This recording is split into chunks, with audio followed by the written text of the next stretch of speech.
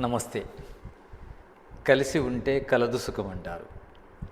కానీ మనకు సమాజం లోపల కలిసి ఉంటే కలవు కలహాలు అన్నట్టు అనుభవాలు ఉన్నాయి. అంటే మనుషులు కలిసి ఉంటే సుఖాన్ని పొందాలి కానీ కలహించుకోవడం ఎందుకు జరుగుతుంది? మరి కలిసి ఉంటే కలదు సుఖము అనేది అబద్ధమా? కాదు, నిజమే. కలిసి ఉంటేనే కలదు సుఖం. ఇక్కడ కలిసి ఉండడం అంటే ఫిజికల్గా కలిసి ఉండడం అని కాదు. కలిసి ఉండాలంటే మనుషుల యొక్క గుణకర్మ స్వభావాలు ఒకటిగా ఉండాలి. మనుషులను ఒకటి చేయాలంటే మనుషులందరి లోపల కామన్గా ఒకే గుణము, ఒకే కర్మ, ఒకే స్వభావం రావాలి. అప్పుడు మనుషులు ఒకటిగా ఉంటారు. కానీ ఫిజికల్గా కలిసి ఉన్నంత మాత్రాన ఒకటిగా ఉండలేరు. మెంటల్గా ఒకటి అయినప్పుడే కలిసి ఉన్నట్టు. అంటే మెంటల్గా ఒకటిగా ఉన్నవాళ్ళు తప్పకుండా సుఖాన్ని నిర్మిస్తారు. వాళ్ళ లోపల కష్టాలు ఉండవు. అంటే సమాజం లోపల ఈ రకరకాల గుణ కర్మ స్వభావాలు ఉండడం వల్ల మనుషులు కలిసి ఉండట్లేదు, కలహించుకుంటున్నారు. అంటే కలిపి ఉంచే ప్రయత్నం చేస్తే వాళ్ళ మధ్య కలహాలు వస్తున్నాయి కానీ సుఖం రావట్లేదు. మరి వేదం ఏం చెప్తుంది? సంగచద్వం సంవదద్వం సంవో మనాంసి జానతాం దేవాభాగం యథా పూర్వే సంజానాన ఉపాసతే. దీని అర్థం ఏంటిది? మనుషులందరూ కలిసి ఉండాలనే ఉంది. అంటే కలిసి ఉండాలంటే కలిసి నడవాలి, కలిసి మాట్లాడాలి, కలిసి ఆలోచించాలి. ఇది ఎప్పుడు జరుగుతుంది? అందరి మాట ఒకటైనప్పుడు, అందరి బాట ఒకటైనప్పుడు, అందరి భావం ఒకటైనప్పుడు మనుషులందరూ ఒకటిగా ఉంటారు. దాన్ని కలిసి ఉండడం అంటారు. కలిసి ఉండడం అంటే బలవంతంగా ఒక దేశంలోనో, ఒక రాష్ట్రంలోనో, ఒక ప్రాంతంలోనో, ఒక ఇంటిలోనో ఉంచడం కాదు. మనుషులందరూ ఒకే గుణకర్మ స్వభావాలు కలిసి ఉంటే ప్రపంచంలో ఎక్కడ ఉన్నా వాళ్ళందరూ కలిసి ఉన్నట్టే. అప్పుడు సుఖమే వస్తుంది. వేదం కానీ, ఈశ్వరుడు కానీ, ఋషులు కానీ, మహాపురుషులు కానీ అందరినీ కలిసి ఉండడానికి ఆదేశించారు. వేరువేరుగా ఉండడం కోసం ఆదేశించలేదు. ప్రతి మానవుడు కూడా మానవత్వం కలిగి ఉంటే కలిసి ఉండడాన్నే ప్రోత్సహిస్తాడు, కలిసి ఉండడానికే సహకరిస్తాడు. కానీ కలిసి ఉండాలంటే ఎందుకు భయపడుతున్నారు? కలిసి ఉండడం అంటే ఫిజికల్గా కలిసి ఉండడం వల్ల గుణకర్మ స్వభావాలు ఒకటిగా లేవు కనుక భయపడుతున్నారు కలహాలు వస్తాయని. అందుకోసమే మనుషులందరూ ఒకటిగా ఉండాలి. మనుషులందరూ ఒకటిగా ఉండాలంటే మనుర్భవ అంటుంది వేదం. అంటే మానవత్వం కలిగి ఉంటే అందరూ ఒకటిగానే ఉంటారు. మనుషులందరూ ఒకటిగా లేకపోవడానికి కారణం ఏంది? వాళ్ళలో ఒక కామన్ క్యారెక్టర్ లేదు. ఆ కామన్ క్యారెక్టర్ ఏంటిది? మానవత్వం అనేది లేదు. మనుష్య రూపేణ మృగచ్చరంతి అన్నాడు భర్తృహరి. అంటే మనుష్యుల రూపం ఉంది. అంటే రూపం ఉన్నంత మాత్రాన కలిసి ఉండం మనం. మానవత్వము ఉన్నప్పుడు, అంటే మనుషుల తత్వం ఒకటైనప్పుడు, ఆ మనుషుల తత్వం మానవత్వం అయినప్పుడు అప్పుడు కలిసి ఉంటాం. అంటే ఫిజికల్గా ఒకటి ఉంటే కలిసి ఉండలేం. ఫిజికల్గా ఒకే ఆకారం ఉంది, మనుషులందరిది ఒకటే ఆకారం, కానీ క్యారెక్టర్స్ ఒక రకంగా లేవు. అందువలన కలిసి ఉండరు. అంటే రూపం ఒకటైతే కలిసి ఉండరు, గుణకర్మ స్వభావాలు ఒకటైతే కలిసి ఉంటారు. కనుక గుణకర్మ స్వభావాలను ఒకటి చేయాలి మనం. మానవులందరి దగ్గర కొన్ని సామాన్య లక్షణాలు ఉన్నాయి, కొన్ని విశేష లక్షణాలు ఉంటాయి. సామాన్య లక్షణాలు మనుషులను కలుపుతాయి. సామాన్యం వృద్ధి కారణం అని చెప్తుంది ఆయుర్వేదం. అంటే సామాన్యం ఏం చేస్తుంది? వృద్ధిని చేస్తుంది. అంటే మనుషుల్లో ఉన్న సామాన్యమైన గుణాలను మనం గుర్తిస్తే మనుషులందరూ ఒకటిగా ఉంటారా? ఆ ఒకటిగా ఉండడం అనేది వృద్ధికి కారణమవుతుంది. యూనిటీ అనేది బలాన్ని ఇస్తుంది. ఎప్పుడైనా కానీ యూనిటీగా లేని సమాజం లోపల వృద్ధి అనేది ఉండదు. వృద్ధి ఉండాలంటే ఒకటిగా ఉండాలి. అంటే ఒకటిగా ఉండాలంటే ఎదుటి వ్యక్తిలో ఉన్న మనలాంటి క్యారెక్టర్స్ ఏంటియో మనం గ్రహించాలి. ప్రతి మానవ లోపల కొన్ని కామన్ క్యారెక్టర్స్ ఉంటాయి. వాటిని గ్రహించి ఒకటై అందరి లోపల విశేషమైన లక్షణాలు కూడా అవి మానవత్వానికి సంబంధించి ఉండే విధంగా మనం ప్రయత్నించాలి. జ్ఞానం అంటే ఏంటిది? జ్ఞానము చెప్పేదే అందరినీ కలిసి ఉండే విధంగా అందరి లోపల కామన్ క్యారెక్టర్స్ను నిర్మించేదే జ్ఞానం.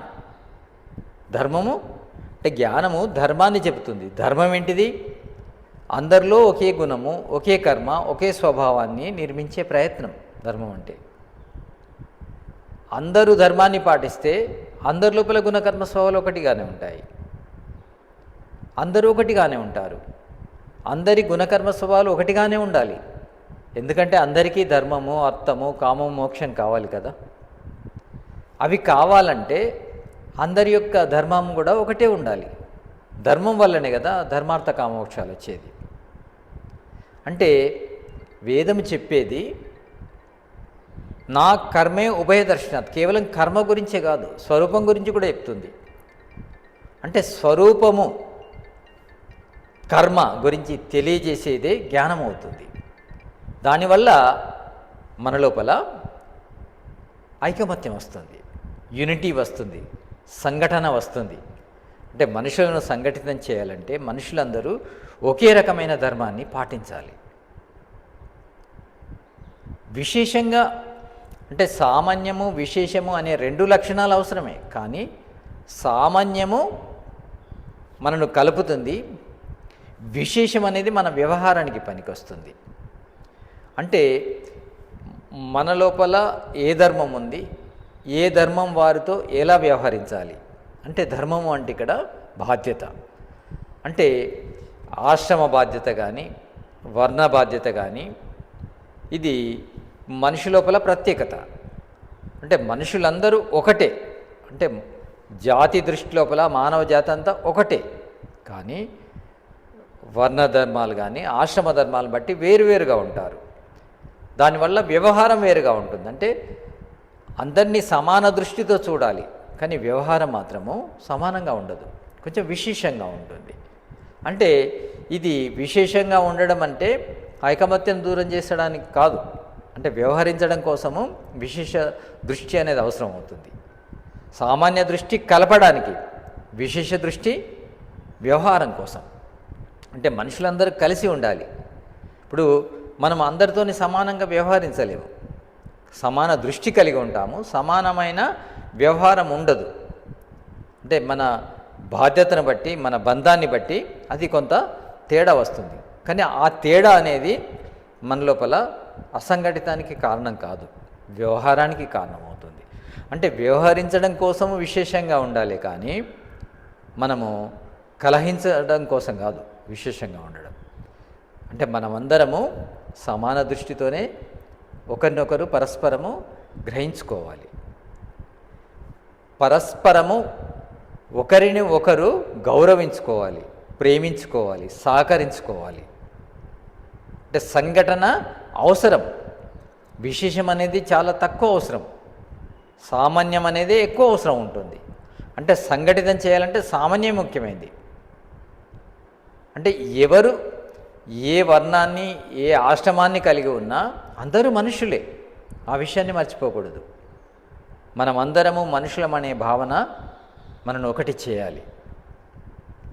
అదే అవసరం. కలిసి ఉంటే కలుసుకం అంటే మనమందరము మనుషులమే అనే భావన మన లోపల కలిసి ఉండే గుణాన్ని పెంచుతుంది. ఆ కలిసి ఉండే గుణము మనకు సుఖాన్ని ఇస్తుంది.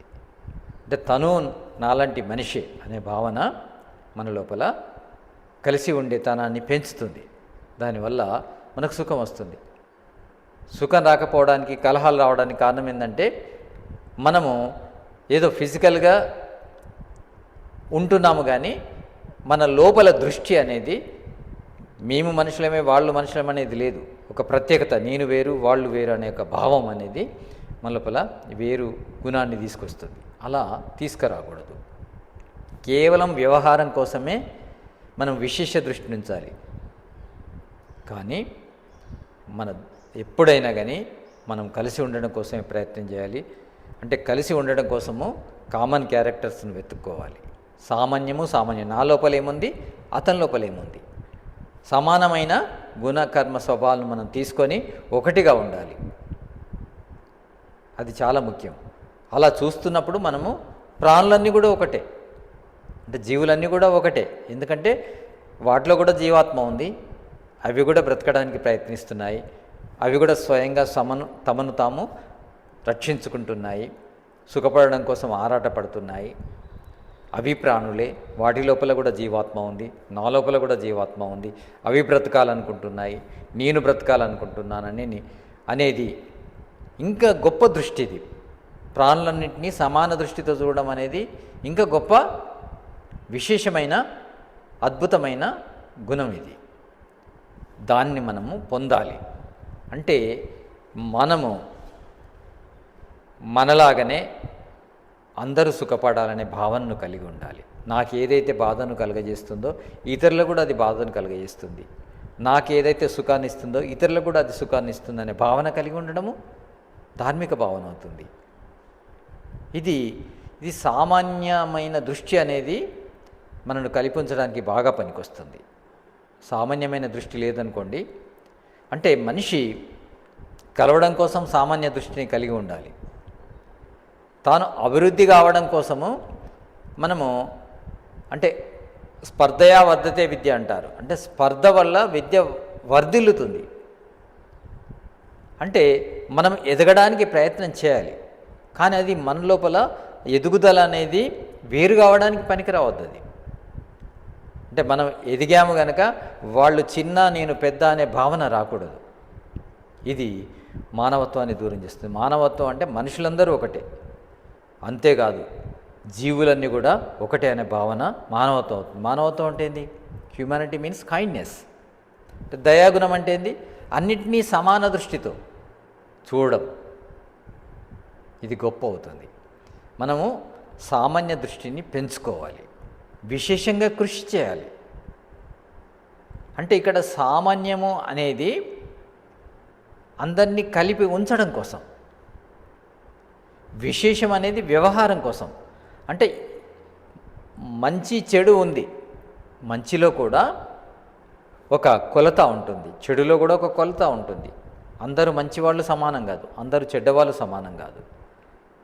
కానీ సమాన దృష్టి అంటే అందరూ మానవులే అనే భావన మాత్రము ఉండాలి. సామాన్యము విశేషము రెండు అవసరమైనప్పటికీ మనము కలిపి, అంటే సమాజాన్ని కలిపి ఉంచడం కోసము సామాన్యమైన దృష్టిని వెతకాలి మనం. అంటే అందరిలో ఉన్న కామన్ క్యారెక్టర్స్ను వెతకాలి, విశేషమైన క్యారెక్టర్స్ను మనము గమనించి వాళ్లకు తగిన గౌరవాన్ని ఇవ్వాలి. అంతేగాని వాళ్ళు వేరు నేను వేరు అనే భావన రాకూడదు.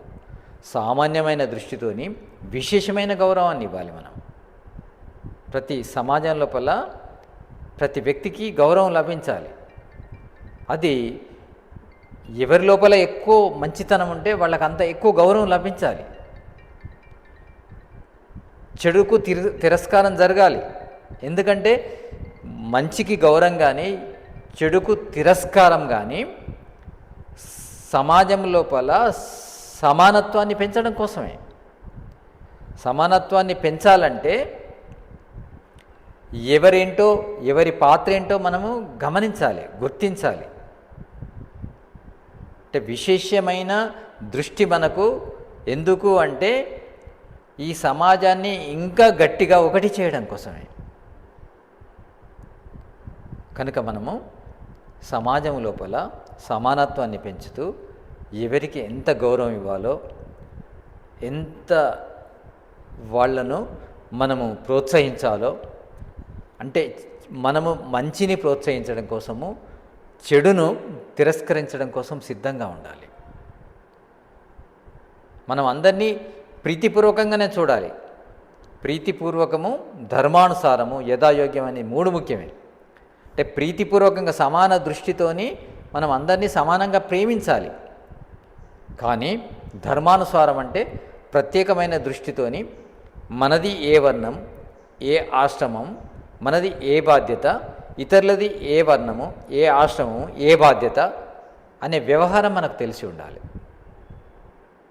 అంటే మన బంధుత్వం లోపల కూడా, మన బంధం లోపల కూడా, అంటే తల్లిదండ్రులతో ఏ విధంగా ఉండాలి, సంతానంతో ఏ విధంగా ఉండాలి, తోబుట్టువులతో ఏ విధంగా ఉండాలి, తోటి మనుషులతో ఏ విధంగా ఉండాలి, తోటి జీవులతో ఏ విధంగా ఉండాలి అనేది అవసరం అవుతుంది, అది ధర్మం అవుతుంది. కానీ కామన్గా అన్నిటినీ ప్రేమించాలి, అందరినీ ప్రేమించాలి, ప్రీతిపూర్వకంగా, ధర్మానుసారంగా, యథాయోగ్యంగా వ్యవహరించాలి మనం. అంటే ప్రీతిపూర్వకం అంటే సామాన్యమైన దృష్టి, అంటే అందరినీ ప్రీతిగా చూడాలి. ఇది సామాన్యంగా అందరిపైన ప్రీతి ఉండాలి. ధర్మానుసారం అంటే కొంత ప్రత్యేకత ఉంటుంది. యథాయోగ్యం అంటే సందర్భాన్ని బట్టి, సమయాన్ని బట్టి మనం వ్యవహరించవలసి ఉంటుంది. ఆ విధంగా మనము